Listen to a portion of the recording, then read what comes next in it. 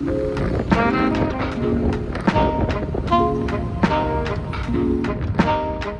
are now in Angkor. We are visiting our first little temple. We had a little glimpse on the way here of Angkor, but we're not doing it directly. He was almost like riding off-road because he was like looking at the at the temple. This is our first little stop. It's called Baksei Chamkrong. It's a very small, I think, a small temple. they call this a small monument, even though we already think it's quite big, but we're starting small and building our way up. My God, it's so powerful. I already feel like the energy coming from this monument. It is. Like, look at comparison to me. I'm 1 meter 57.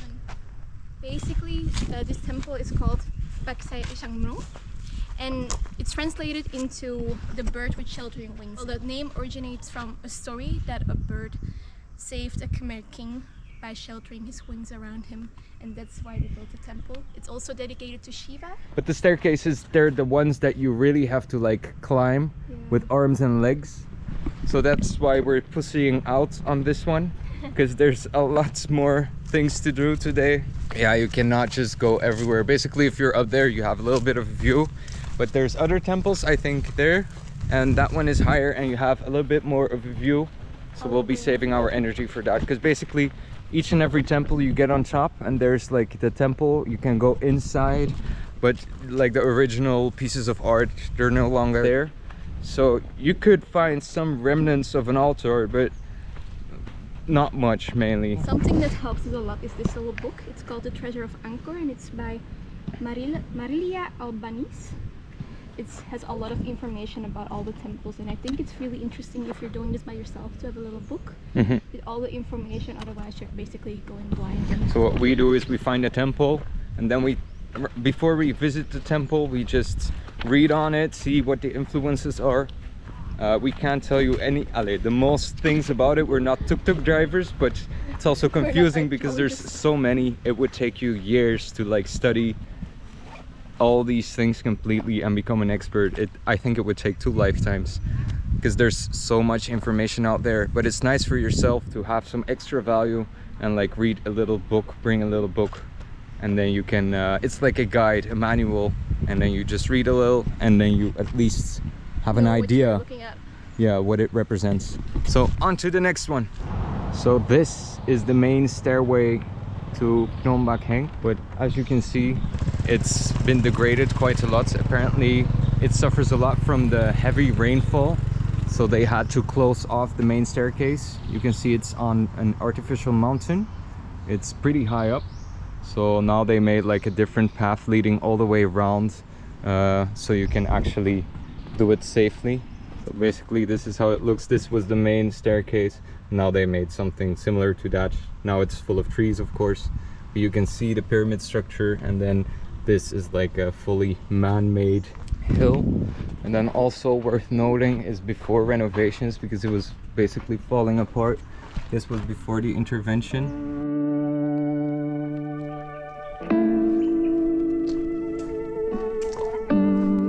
Right here we have a viewpoint, and we can see in the distance, not sure if it's proper with the GoPro, the West Beret. We can see with the bare eye the West Mebon. It's the largest reservoir that we have in Angkor. It used to be the main supply for a city of 1 million, and also a lot of small canals which made the city so sophisticated and advanced back in the time. Small canals were used to irrigate the surrounding areas so they could supply enough rice to feed this huge city. It's from a distance, and the first thing we thought is like a big lake, and it is a lake, but it's an artificial lake. It's dug by hand by 1,000 people. We made it to the top of the hill, and as you can see, it's fully under construction, which is a good sign, because the damage is quite apparent. You can see the rain has clearly taken its toll. A lot of bricks are just crumbled to dust. Everywhere you look, you can see the potential that the temple once had. Here's a picture of the people behind the project, and that's this temple only. So those are the stairs we just saw that they covered with wood.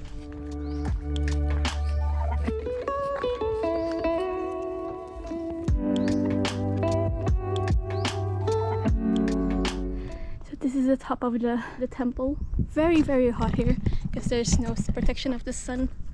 So it's a bit dangerous that we do this in this heat, but you have a 360 view all over, and even there you can see Angkor that we're gonna visit soon as well. Yeah, you can see the entire city of Siem Reap. Hard to make out, but you can see that they rocks polished are the stone. smooth, Yeah. clean, everything is sturdy and safe. So they're probably starting with this part and then working their way onto the next one. A lot of the detail has been disappeared. Here you can make out some. With by time and erosion, it just faded away. a lot of erosion. There you can see, probably because this side is a little bit more in the shadow and protected from the wind and rain. Also an interesting fact for those who are wondering, if you look down at the rocks all over, you can see those holes. And you'll see those anywhere basically. So these were actual points where they had hooks to carry the blocks of stone to their official destination, which oftentimes was 30, 50 plus kilometers. Imagine back in the day trying to do that. It's like in one of the previous vlogs where you have like the rock on top of wooden logs and they were just pulling them by elephants and then men pushing them to get them into position. But imagine doing this for 50 plus kilometers where you have to like keep on laying a track of wooden beams and then rolling them over, pushing them into place, and then also building a vast structure on a hill like this. You have to get them up as well. Now we have cranes and all kinds of mechanical machines. Back then they used to have some wooden machines, but I still wonder and marvel how they did something like this 1200 years ago. You can only try to imagine, but still it's a lot of labor, a lot of effort, patience, time, and also resources. Especially in this heat, we're just walking around and we're already dying from the heat. Hydrate, please, don't drink beer. Hydrate. Nee, dat is makkelijk.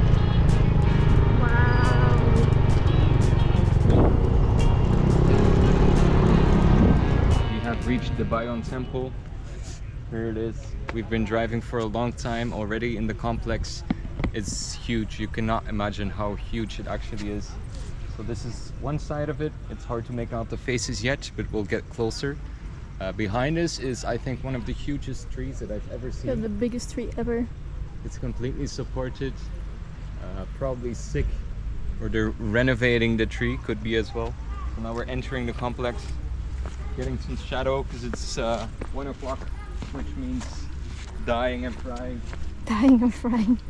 Whoa, I can see the faces. Oh, wow. I wish I had a professional camera right now. Apparently the faces are all north, south, east and west. And the eyes of the faces are turned down as if they're looking down at the citizens and kind of checking what they're doing.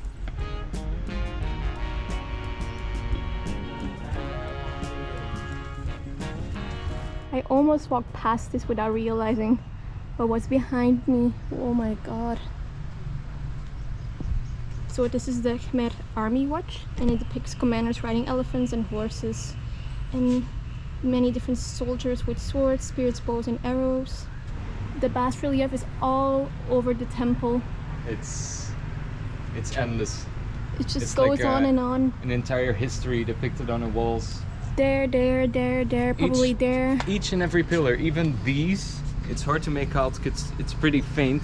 You can see like the there details. You can see it better.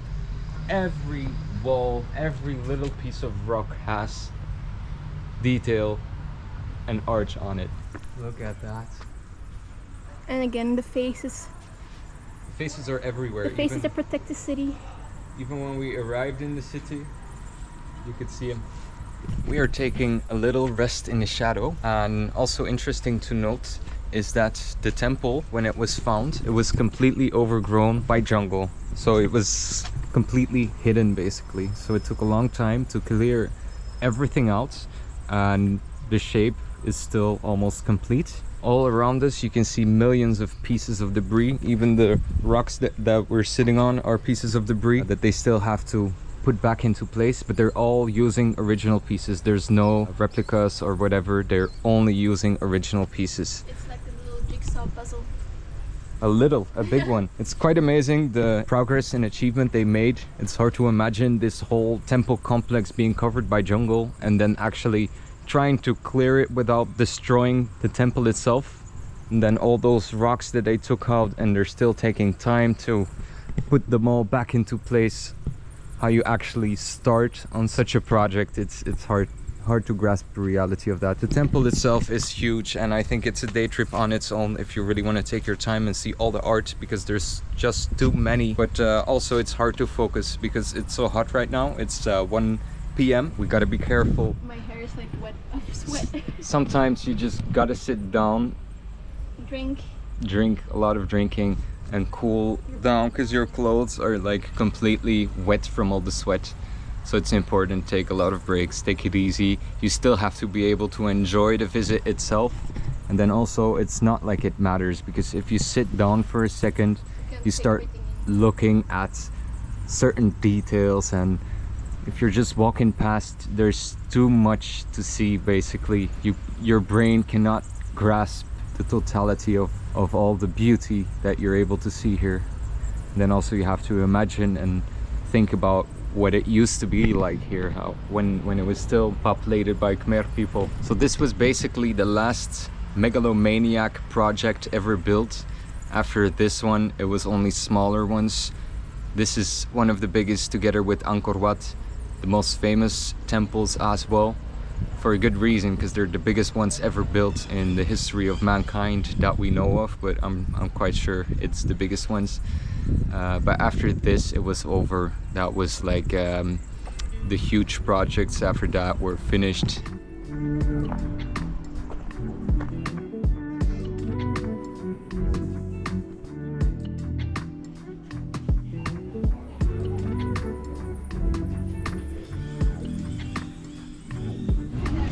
So we finished the Temple of Bayon. We're visiting the Terrace of the Elephants afterwards, but we were thirsty, so we got some coconuts, which is perfect. Some nice, and they're very nice and juicy. Some nice natural electrolytes. We definitely need those right now.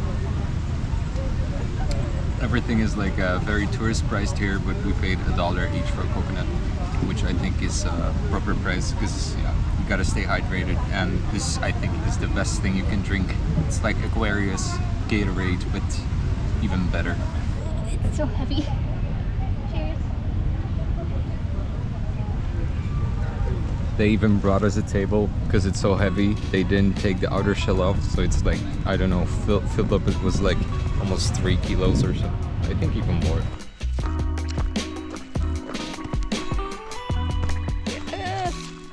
I just walked past spider webs. Ugh.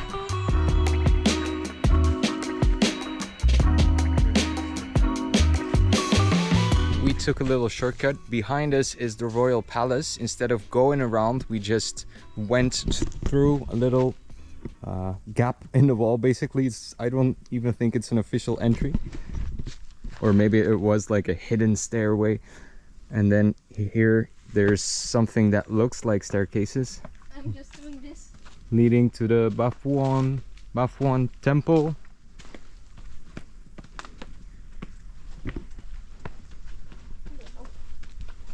It's pretty steep. They're pretty steep, but have you seen that one?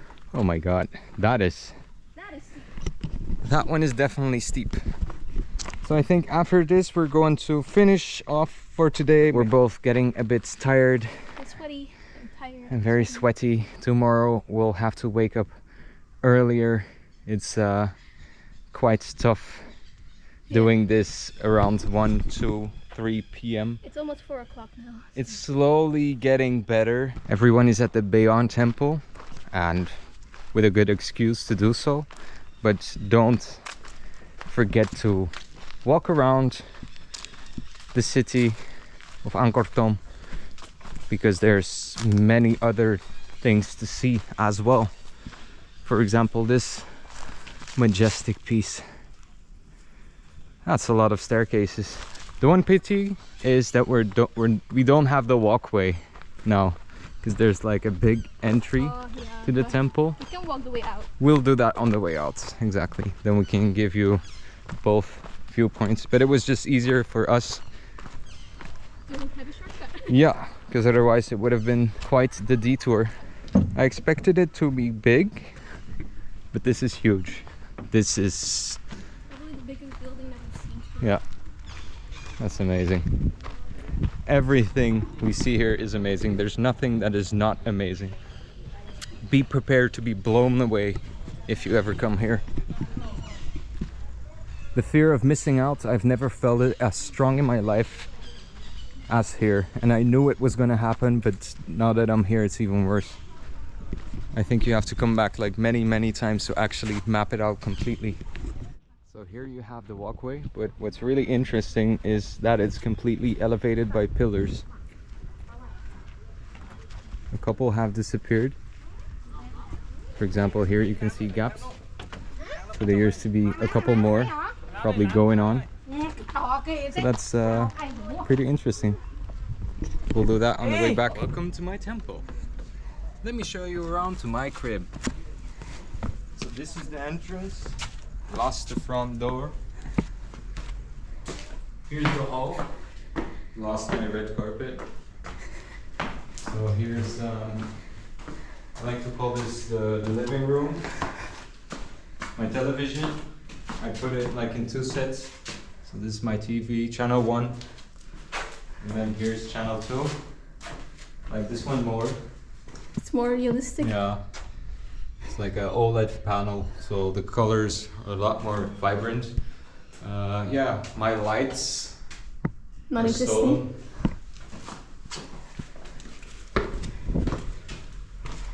Here's a little view of my garden. I don't like plants, so I just put some random bricks outside. Bricks are usually easier to maintain, so that's why I stick to bricks only. And that's my entry. That's where my guests have to walk, or DHL if they have to deliver a package. I just say, I always tell them like, bring the package up please, and then I see them walking all the way here. And then you'll laugh at them. Yeah, because they still have to do the stairs. Mind your head. Mind your head. Yeah, I put this here as decoration only. Swimming pool, everything included. Some small trees. My motorcycles are there as well. That's a Milo and a wave. Hum the wave for the win. On the wave. I have a little park. Nothing too much. Nothing too fancy. This is the bedroom. This is the queen bed. Is that the pillow? That's where the magic happens. I like no neck support because that's good for my Neck. that's good for ergonomics. Oh my god. Oh my god. I cannot blame them for putting wooden staircases here. Holy guacamole. We'll make it. Let's do this. Okay. Can you hold the camera? I can, if you go first. Show the example to the world of how to perfectly climb my staircases. Have you got anything to say to the world before you go? Wish me luck. Wish me luck. Okay. I hope you have the key for heaven.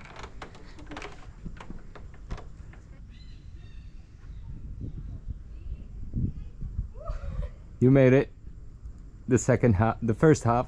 And now it's my turn. Let's see. I have a big mouth now, but usually when I'm up, I am a lot more silent. It is pretty steep and it is wobbly. She wasn't exaggerating too much. I really like how there's like a lot of temples with these pyramid structures. Like many people think of Egypt, ancient Egypt, having pyramids, but there's the Mayans, the Aztecs, and then also the Khmer. Each ancient civilization had their own version of the pyramids. Can you show your second floor, sir? Well, the second floor, just a little balcony. I think it's too small, honestly. There's not much walking space. Have you ever elevators, escalators. I honestly think elevators are overrated. They cost money. I don't think I have that, you know. My property is too small to invest in such things. Okay, for real, this is beautiful. Now this is masonry. Building it all the way up to the arc so it has the perfect support. That is some fine engineering. One of the few surviving lingas.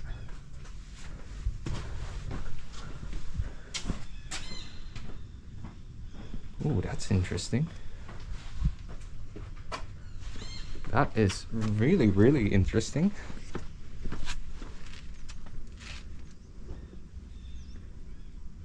Really beautiful place. If you have the time after visiting the Bayon Temple, definitely come here. It's a lot more calm. All these imageries are You can go that way. timeless. Yeah, it's a bit easier than the window. You know my house better than I do. I'm considering putting my house on Airbnb if any are interested. Okay, there's no way up here. Sad cat. If we want to go all the way to the top. Here you can see the chisel marks. Everywhere you can see the chisel marks. All done by hand. I wonder if there's a digit existing that can define the hours of manual labor invested in building a structure like this. Very peaceful up here. All you can hear are monkeys and birds. I wonder, these are stairs as well? There's 1, 2, 3. There's basically 3 sets of stairs on each side. I think the ancient Khmers must have had the best knees and legs in the world. All these working outs from going up and down the temples.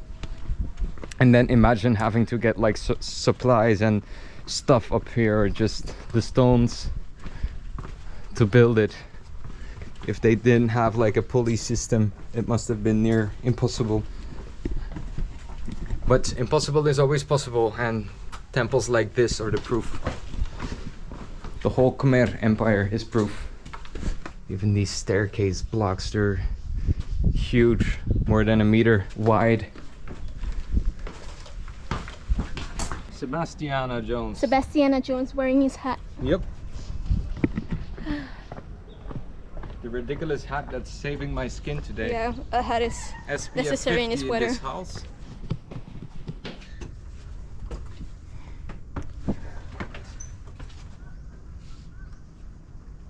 We're not even there yet. No? Okay, I'm gonna do this off camera because I want to use both my hands to get up. We made it up the stairs to this really beautiful, nice panoramic view, 360, and the top of the pyramid. Sadly enough, we cannot climb up, but I think that's because it's not that stable yet, and they're working on it. But we can look around. We're pretty high up already, so I don't really mind. The stairs are pretty steep.